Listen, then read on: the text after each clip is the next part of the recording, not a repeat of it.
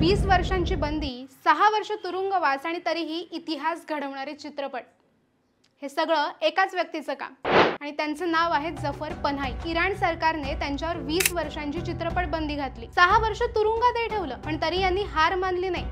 2011 मध्ये दिस is not a film नावाचा चित्रपट त्यांनी आयफोनवर घरीच शूट केला। तो USB ड्राईव्ह मध्ये टाकला आणि केक बॉक्स मध्ये लपवून त्यांनी तो कान्सला पाठवला होता।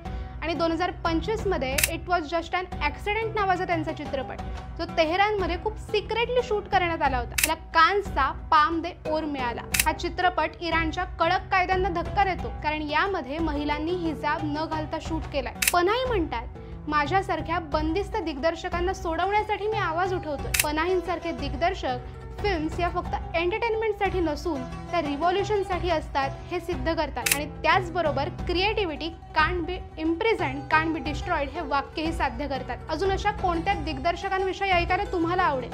सुचवा आम्हाला कमेंट्समध्ये। ही रील आवडली असेल तर लाईक करा, शेअर करा आणि आपल्या चंद्रकोर फिल्मच्या इंस्टाग्राम पेजला फॉलो करायला विसरू नका। आणि हो, आपल्या यूट्यूब चॅनलला सुद्धा भेट द्या।